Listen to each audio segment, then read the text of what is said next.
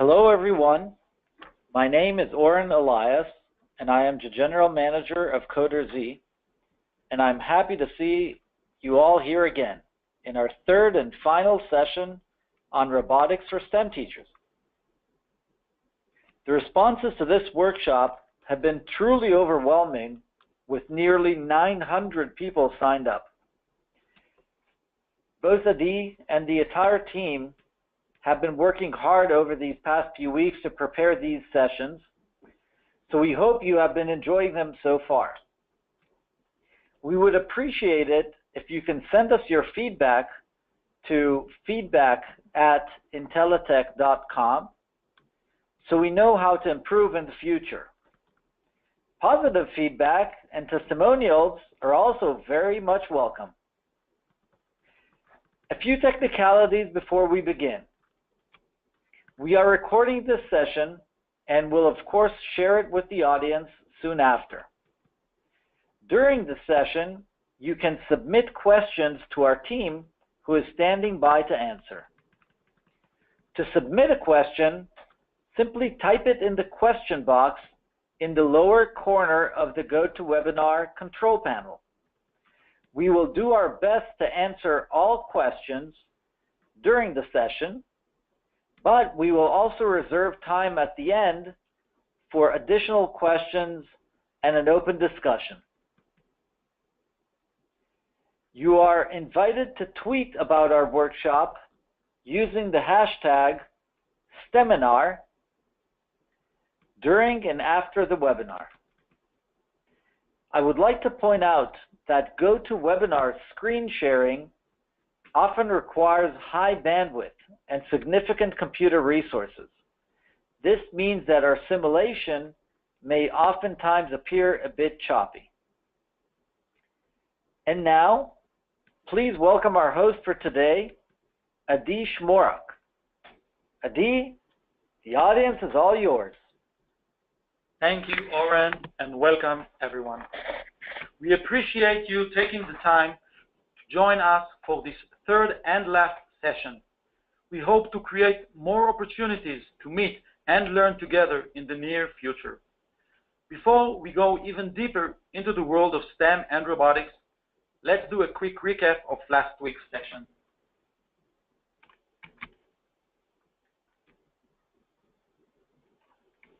Last week, we got to talk sensors. Those small devices that, like our senses, collect data from the environment and enable our robot to see the world. We started with the touch sensor, a basic switch which can be either pressed or released. We used a command called the while loop to create programs that run while a condition is met, such as while the touch sensor is pressed, do something. Once we got the hang of while and condition, we saw how easy it was to use other sensors, such as the ultrasonic sensors and the gyro that measure distance and rotation of the robot. Looking back, this was one intensive session, so seeing you all back here makes me very happy. It also means it is time to relax a bit and enjoy the fruit of your labor. So, are we ready? Let me know in the chat box that you're ready to go.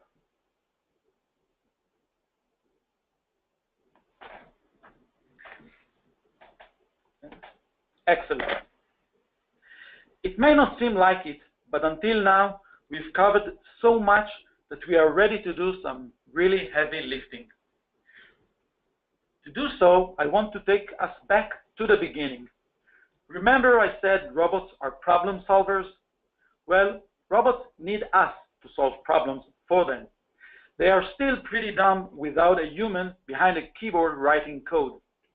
So let me walk you through a common robotics problem and show you how we walk the path from a problem to a solution. Look at this sad woman. Take a close look. She is sad for a reason. Can you tell me why? We can see she needs to replace her tire, but something is missing. What is it? Take a close look at the picture right in the chat box. Don't be shy. What is missing?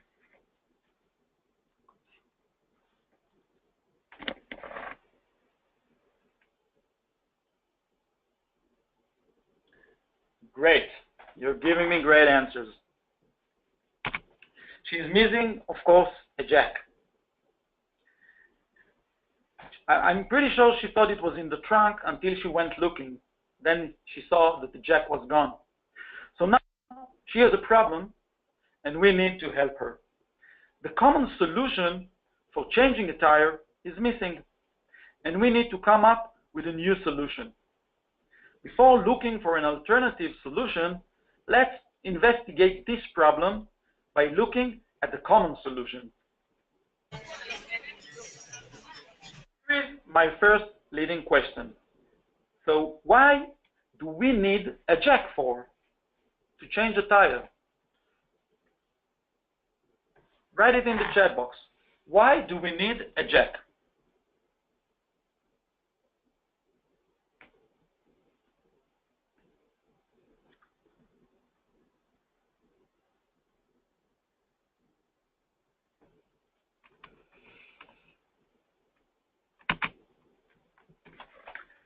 Some of you are right. The real answer is we need a jack, well, because Superman is not a real thing, and we can't lift our own car by ourselves. It is way too heavy. The jack allows us to lift heavy things using a screw mechanism. In our case, we lift a car. So going back to our original problem, we need to lift the car in order to replace the tire. So, get ready for my next question. Why do we need to lift the car to replace the tire?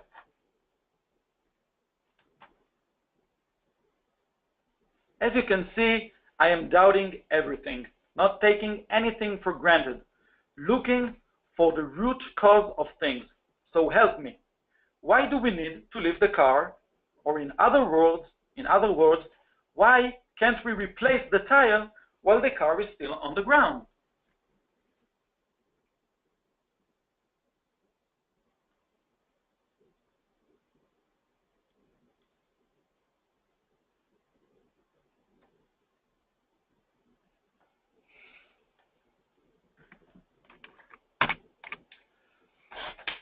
The short answer is friction. That lovely word that sounds so mysterious, especially when put it in a formula. Friction is a reaction force that resists an object trying to slide over another surface or object. In our case, the object is the wheel. The surface is the ground. There is, of course, friction between the bolts, but let's focus on the friction between the wheel and the ground. So, if we lift the car, the wheel will no longer touch the ground, and there will be no friction. If she only had a jack, which, by the way, she did, but for the sake of this presentation, I had to take it away. So, since we don't have a jack, we have no way of dealing with the friction force that makes it very hard to pull the wheel out. So, any suggestions now? Write in the chat box your suggestions on how to deal with the friction force. Since we don't have a jack, we need some creativity.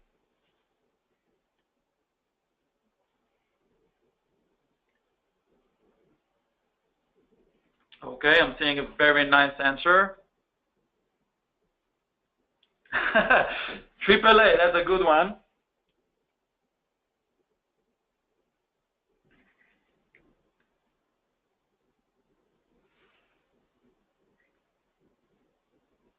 Well, one way would be to use more force to overcome the friction. Another suggestion would be to reduce the friction factor by changing the properties of the surface. For example, if the car was on ice, friction would be less of a problem. A suggestion mentioning oil would work similar way, reducing the friction. Back to our sad lady, we can suggest maybe she spilled water and turned the ground into mud, reducing the friction, making it easier to pull the wheel out. And these are all valid solutions. But unlike the jack, they do not eliminate the friction altogether. So my question for you is now, is there another way to eliminate the friction, not reduce it? I'll give you a hint. Friction is created when the wheel meets the ground. The jack lifts the wheel from the ground. It operates on the wheel. Is that the only way to detach the wheel from the ground? Chat away.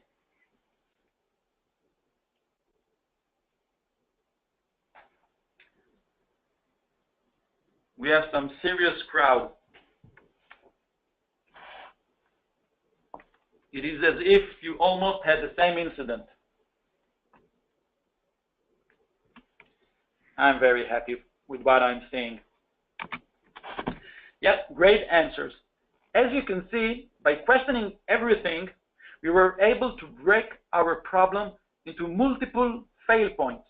For each, we could suggest a solution and eventually come up with multiple solutions for a single problem. This is a form of creativity, which robotic students get to practice quite often. So, to our suggested solution, since the lady does not have a jack to lift the car, maybe she can lower the ground. Removing some dirt from under the wheel will detach the wheel from the ground, eliminating the friction and making changing a tire without a jack an achievable goal.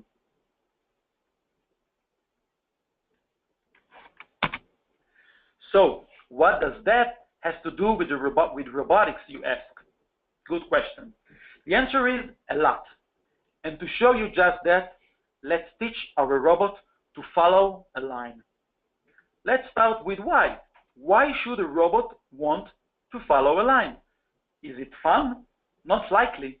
So, a long time ago, before robots took control over our assembly lines, people built factories for people to work along the production line.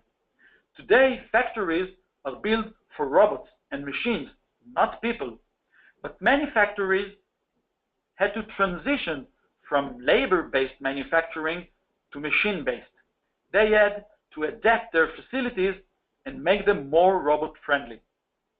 A line on the ground is one way of making your environment more robotic-friendly. It is like a sign the robot can read.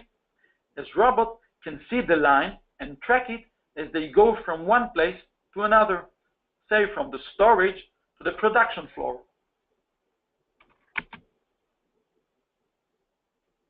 To follow a line, a robot first needs to see it. In our case, as with many other robots, we use an optical sensor that can sense light or color. The most important thing a line should have is its contrast with the surrounding. A white line over a white floor would be impossible to see, but a dark line over a bright surface, that is much easier.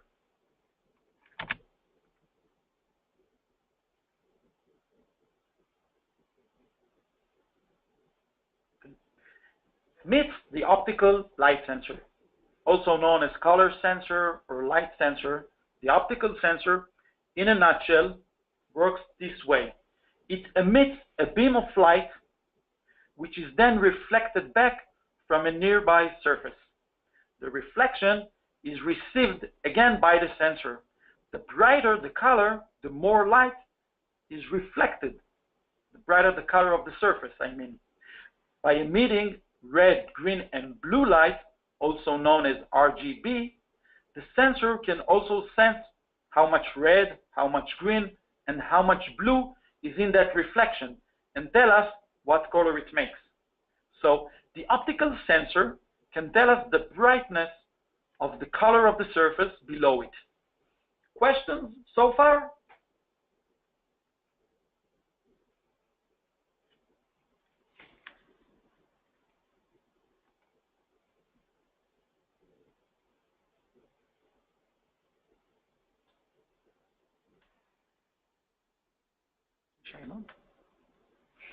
Okay, so let's move on. Let's go deeper into our Pop the Balloon challenge. Okay, I do see a question that I would like to answer. What if the surface is very reflective? Well, the idea is that the higher the reflection, the more light will go into the surface, to the sensor. But we have to remember not each surface acts the same. This means that light sensors will take different readings when mounted over different surfaces. And this is a case by case. When we go into the line following challenge, we will see it closer. So let's move on. This is our Pop the Balloon challenge.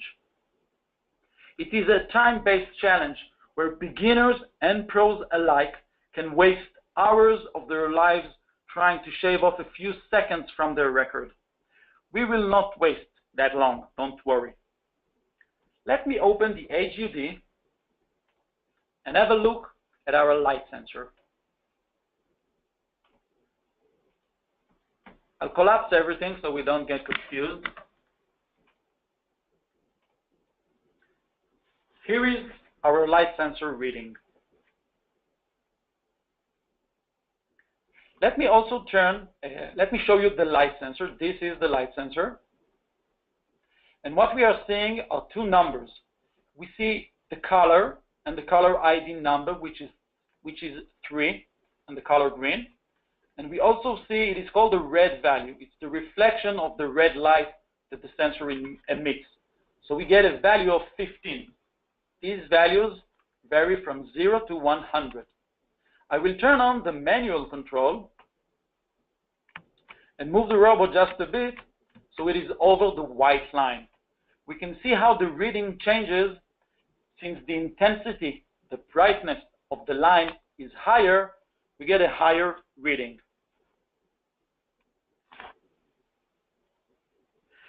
Just so I don't forget, let's do something new. We need those values in our code, and I don't want to remember them, even though my memory still works. So I want to introduce, and don't panic, I want to introduce variables. You should not be afraid. Variables are your friends. They do nice things for you, like remembering things that you don't want to waste memory on, like the reflected value of Coder Z light sensors. I will go on into the variable category and take a declare block. Now I can assign it a value. I will create two variables and give them both a proper name. I will name one floor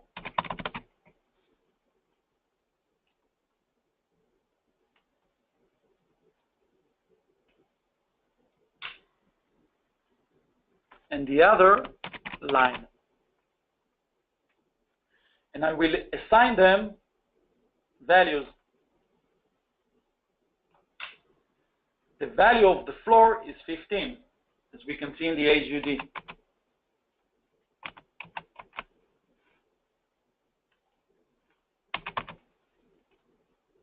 Let's duplicate the data block and reuse it in the second variable block. I already forgot the values, so I'll move again over the line, and we can see 23. So the line value will be 23. In computer programming, what I am doing is called declaring a variable. There are a few types of variables depending on the type of value they hold. For instance, true and false, which are the values the touch sensor returns, need a Boolean variable. But the light sensor returns number ranging from 0 to 100, so integer, or int for short, would be fine. If you have trouble sleeping at night, Google variable types, and your problem will be solved. Moving on, we can see that the light value returned by the floor is lower than that of the line, because, as we said, the brighter the color of the surface, the higher the reflection value. So let me write a short code and tell me, based on our last session, what you think will happen. Write it in the chat box.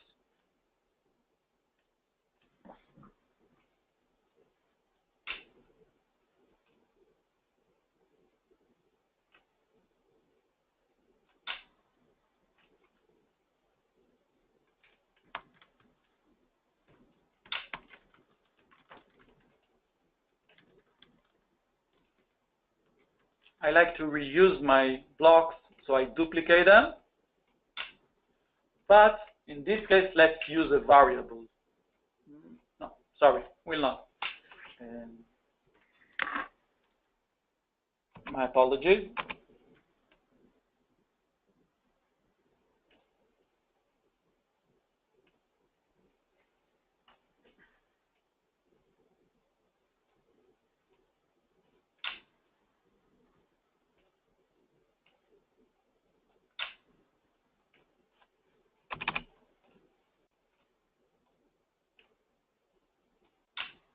Duplicating blocks saves a lot of time.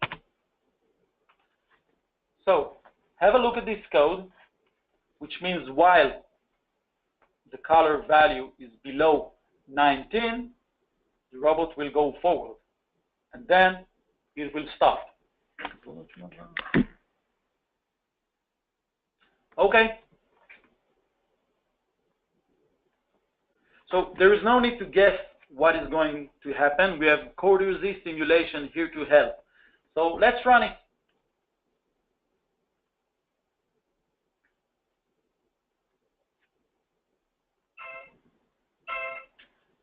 As you can see, the robot stopped.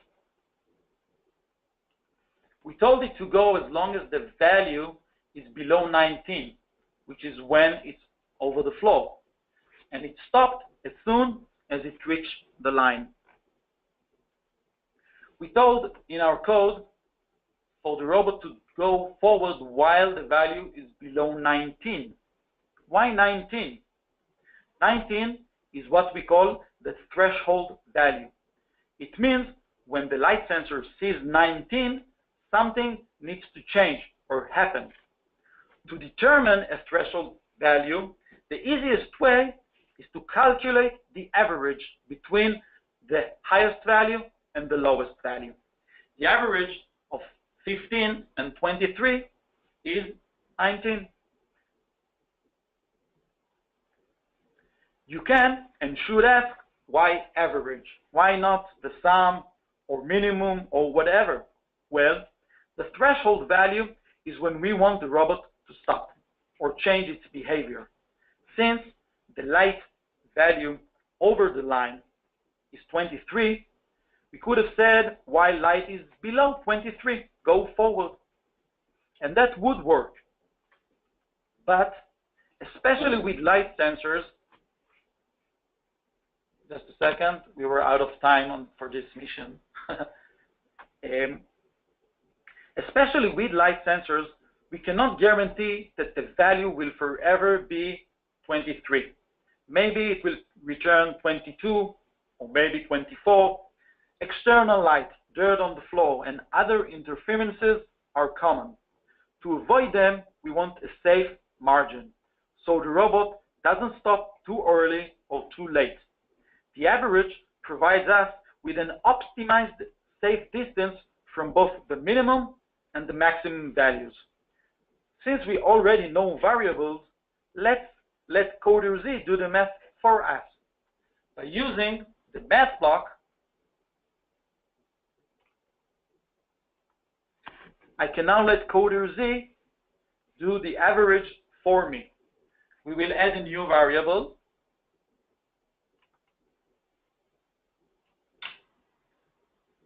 We'll call it threshold.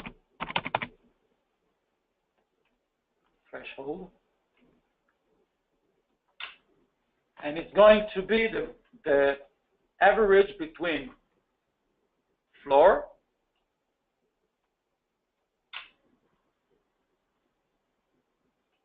and line. Let's add another math block just to divide it by 2.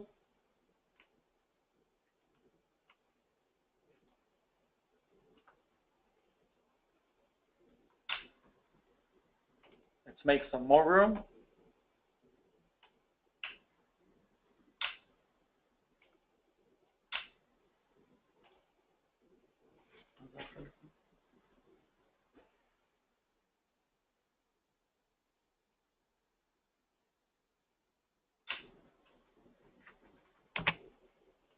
So now we have three variables. We have the floor, the line, and the threshold, which equals the average of floor and line values, which would be 19.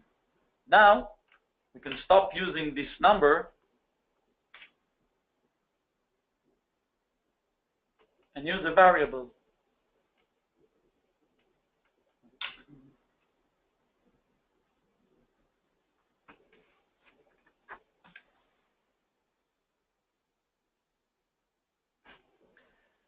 Now, let's have a closer look at the set of instructions needed to follow a line. For that, let's take a look at a generalized case of line following.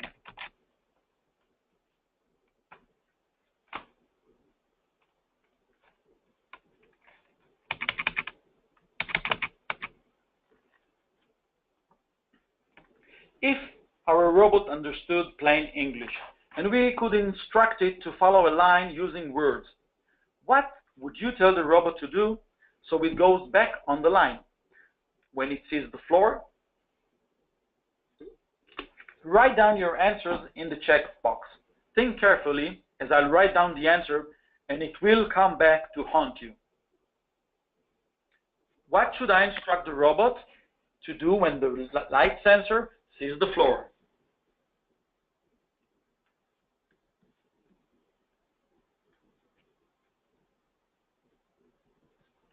Remember, we want the robot to follow the line.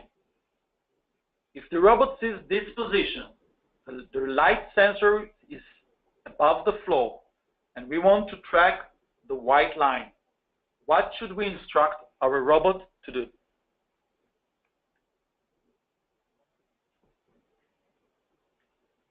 We know how to drive our robot forward, backward, to the right, to the left. Where should we tell it to go?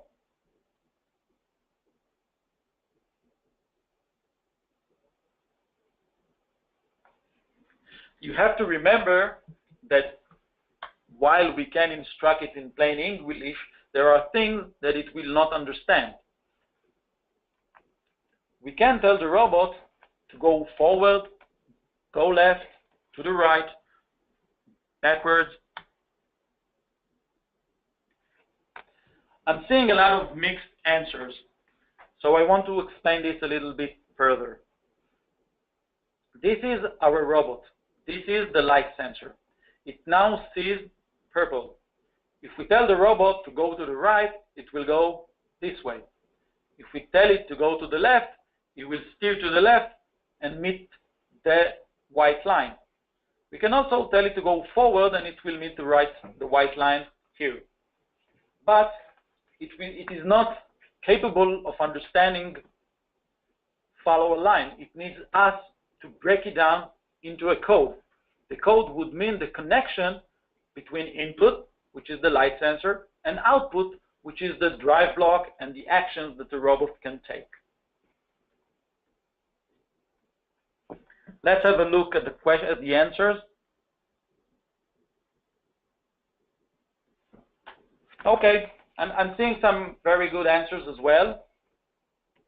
Let's tell our robot to turn left. We want to keep it on the line, so we'll tell it to turn to the left until it meets that white line again.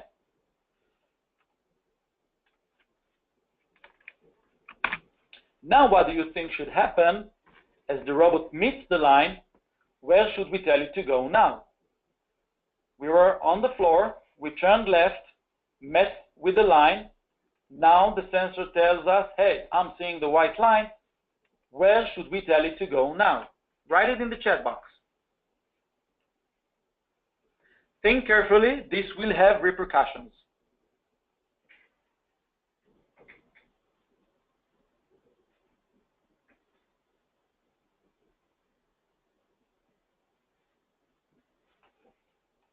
Okay, I'm seeing some great answers.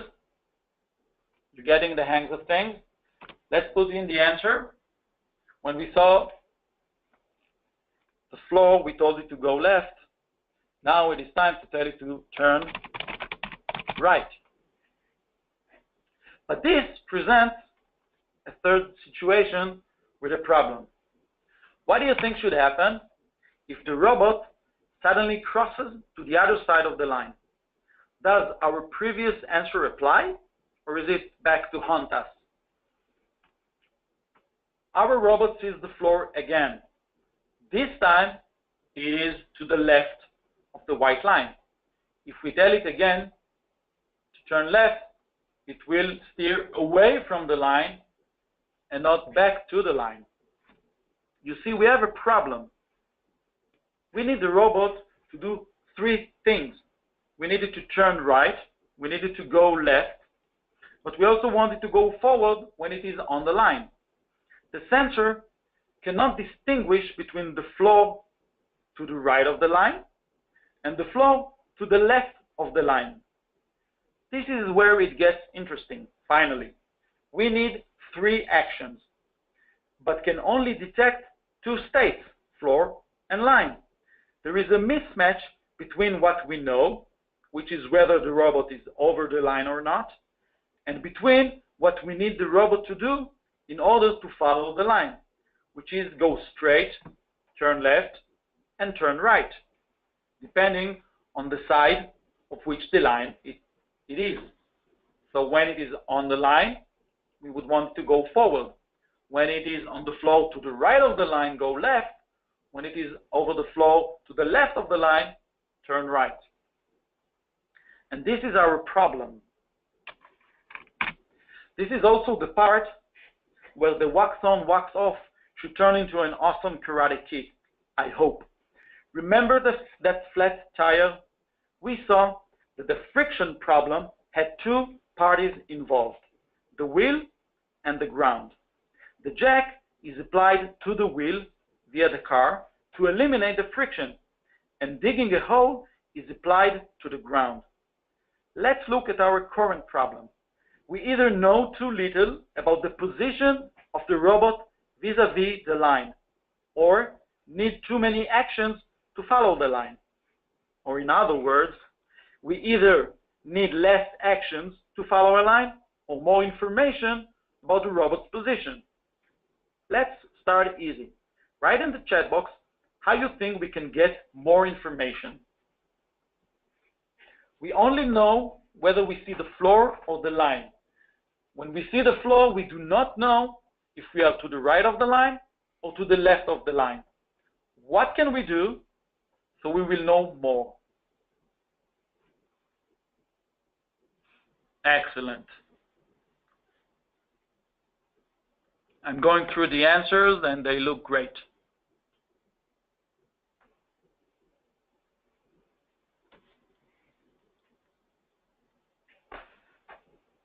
Yes, you are right. Another sensor would be great. And we will have a look a bit later in the presentation. But let's first start with the solution for just one sensor. To solve the problem with just one sensor, we will need to follow the line using less actions. Since the line curves both right and left, we cannot remove those actions, turn right, turn left. But driving forward is a luxury we can do without. For this, we need to do a Jedi mind trick on our robot. It goes like this. There is no floor to the left of the line. There is no floor to the left of the line. Meaning, the line is as wide as the universe, and we are going to travel along its edge. Yes, friends, we are taking it to the edge. Now, let's solve this. The right sensor sees the floor now. Where should it go? Write it in the chat box. Remember, we are now following the edge of the line. Remember, we only have right and left options to use as action. Excellent. We need to turn left. Once we turn left, the robot is going to steer away and cross to the other side to the white surface. What should we do now? Write it in the chat box. What we have done is change the perspective, we changed the way we perceive the world. We can now solve the line following problem using just one sensor and two actions. We are nearly done. Hold on. Don't quit on me just yet. Your answer was, of course, correct. And we need to turn right. Remember this diagram as we go back into our mission. So now we want the robot to turn left and right depending on the light reflected from the sensor. For this, I want to introduce our last block. It is called the if block. Let me use it in code, and we can then try and read it together.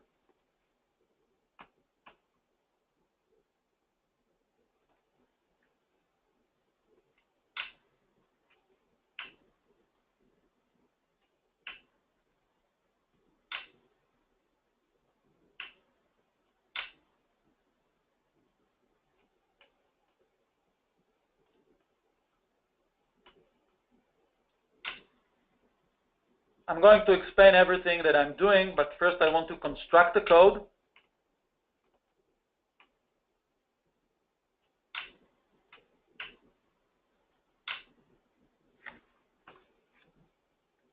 It's almost ready.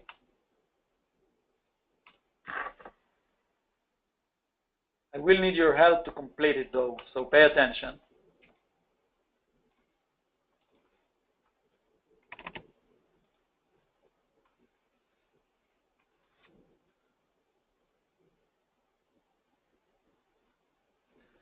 Let's focus on reading it together, but let's focus on the if block only.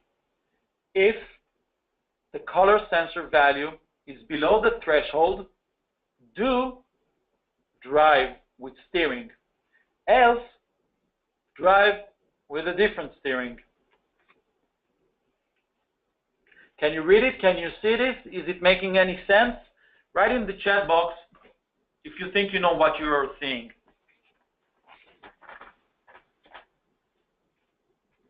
Give me the thumbs up so I can move on. Or ask questions. I love questions. Using Blockly is very similar to pseudocode. It's like reading the code in almost native language. I will read it again. This block asks if this condition is met, meaning if the color sensor is below the threshold value, meaning it is on the floor, then do this. Else, meaning if this condition is not met, do something else. Going back to our presentation, we wanted to turn left when we see the floor, turn right when we see the line. If we take this and put it in a more code-like way, then if the right sensor value is below the threshold, meaning we see the floor, turn left. And if it is not below the threshold, meaning it's equal or higher, then turn to the right.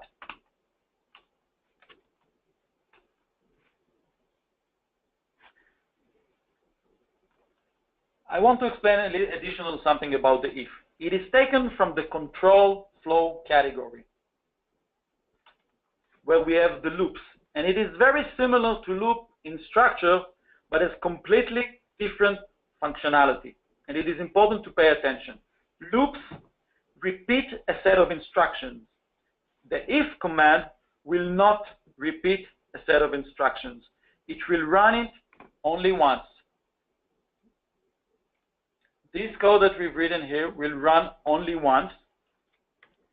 It will run this part of the code if this condition is met, and this part of the code if this condition is not met. The condition itself is just in the same structure as we did for the while loop. The great thing about the if block is that we can add this else functionality to it. We can do it by clicking this setting icon, and dragging else in the preview into the code itself.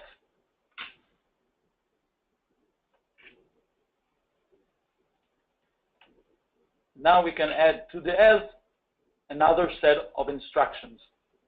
Since the if block is not running in loop, and we want to constantly see what is going on, we need to repeat this loop. And we will get to it shortly.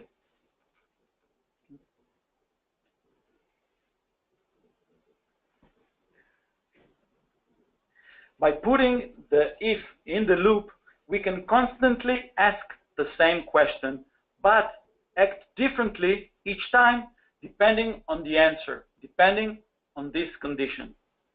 So, if our condition is light value below the threshold value, meaning we are over the floor, we would like to turn our robot to the left. Do you remember how we turn to the left? What steering value do I need to turn the robot to the left? Let's see if you can remember.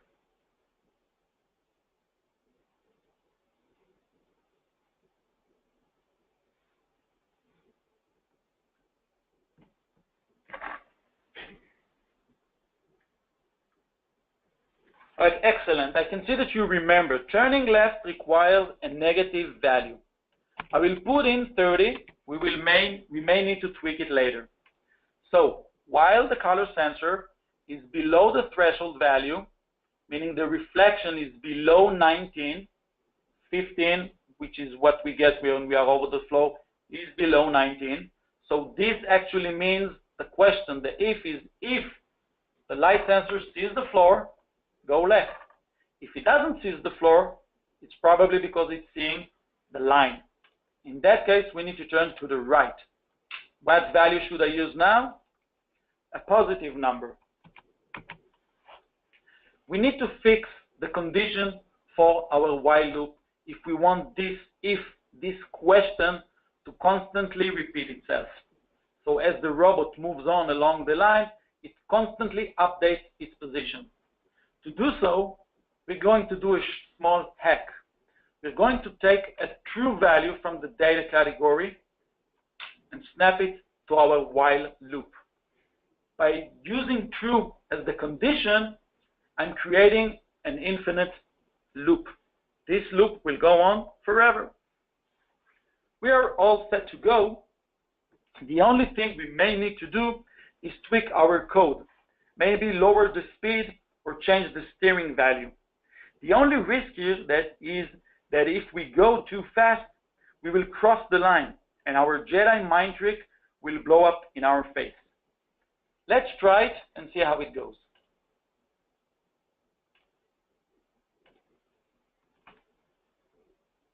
As you can see, the robot wiggles its way along the line. The robot went over the line to the other side, meaning our Jedi mind trick failed. We need to tweak our code. The best practices would be to lower the speed and give the robot time to adjust its motion so it doesn't steer away to the other side. Let's try that.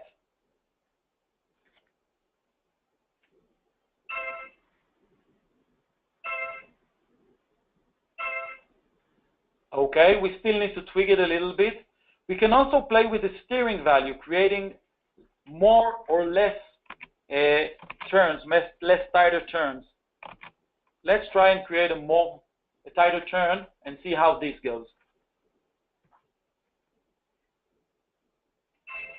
As we play with the parameters, we can see the robot starting to act a little bit differently.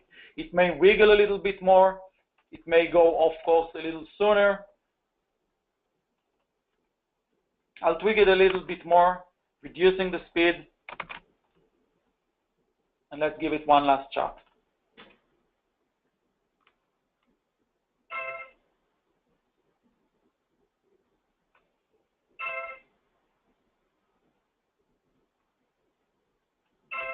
As you can see, this is a time-based mission. I have 1.5 minutes to collect all points and reach the balloon at the end, which will explode when I touch it.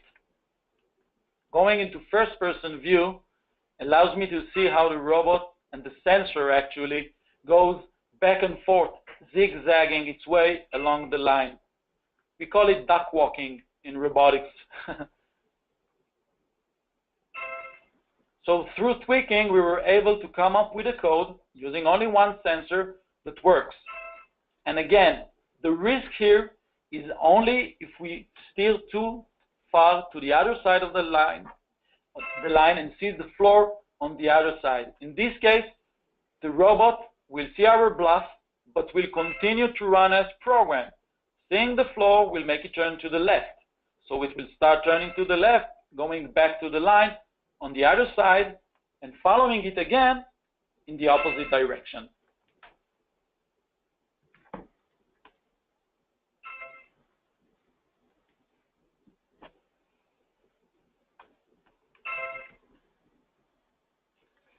Let's see, I have 1 second. Not enough. Tweaking the code can be done in many ways, not only just this basic if and else. We can bring math into our help and reduce the speed as we make turns, increase it when we go straight. It's called proportional control, and it is a very common and very basic practice. Unfortunately, we are running a little bit out of time. I do want to go in 2 minutes over the solution for going with 2 sensors.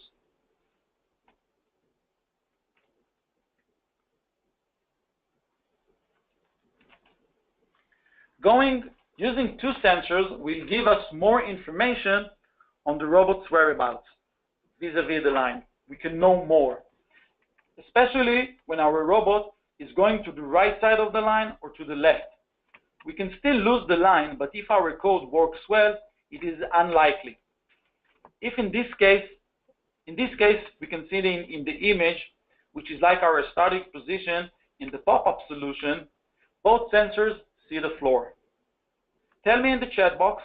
Remember, we have more information, meaning we have the luxury to perform more actions. What action should our robot take to follow a line in this case?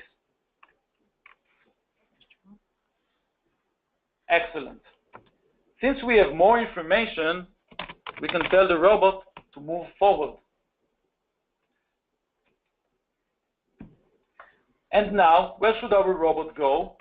The right sensor sees the white line, the left sensor sees the floor.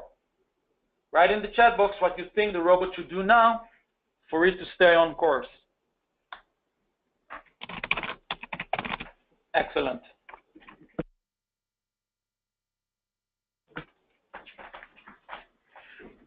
What happens if the robot steers too far to the right and now the left sensor is over the line? What action should we take now? You are great. Turn to the left. There is another incident, but if we do our code right, it is very unlikely to be a position the robot will encounter. In this case, we can choose, for example, stop. As we now know 4 different states, we can create 4 different actions. Turn to the right, turn to the left, or stop. In Coder Z, we have another version of the Pop the Balloon in which we have 2 light sensors. Opening the HUD, we can see we have the reflection from both the color, the left sensor, and the right sensor. This gives students the opportunity to advance into go into more advanced programming and try to solve the same mission.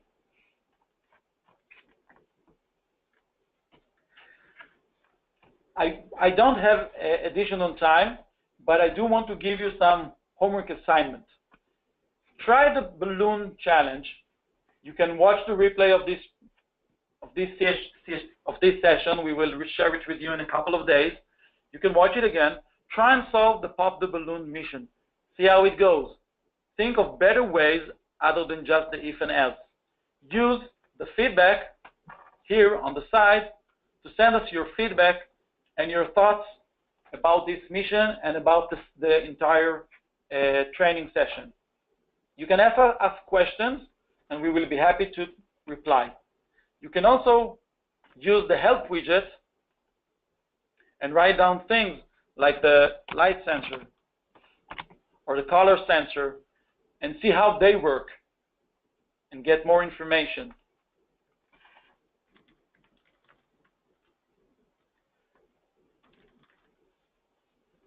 Unfortunately, this is all the time that I have for today, as we've been running a little bit slower. So I hope that you all had a great time. I know I had. It was a pleasure meeting all of you week after week. Now it is time to say goodbye, hopefully seeing you soon. I'm here for questions. May the code be with you. Oren, the audience is yours.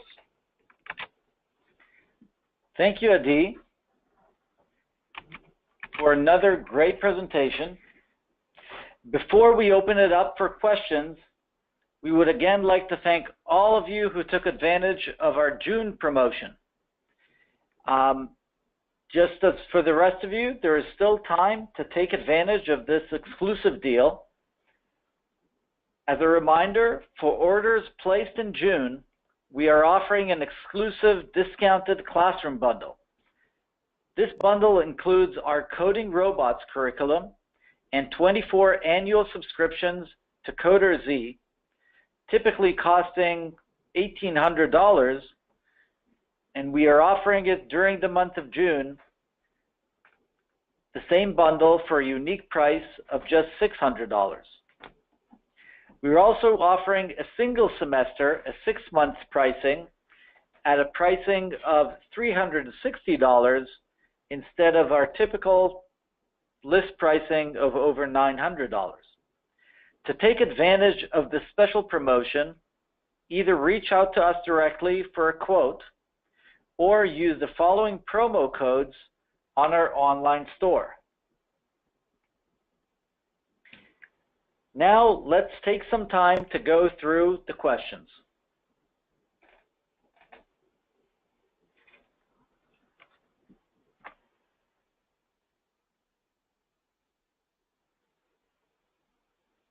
I'll give another minute to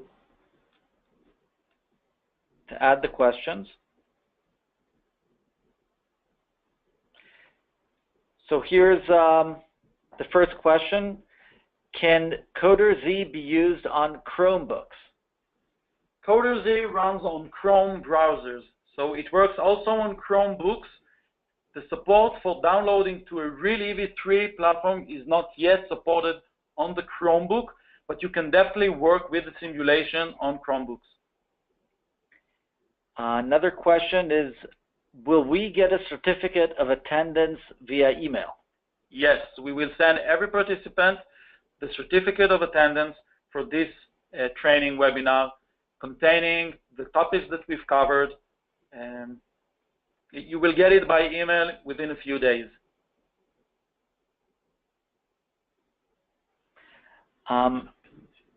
Another question is, do you have different robot configurations that you can pick from? Yes. As I showed just at the last minute, we have another configuration, for example, using 2 light sensors. We have another configuration with an ultrasonic facing the side. We are working to add more and more configurations to allow more flexibility in problem solving. So we have plans to add even more. Another question, what should I do if I need additional time with my evaluation?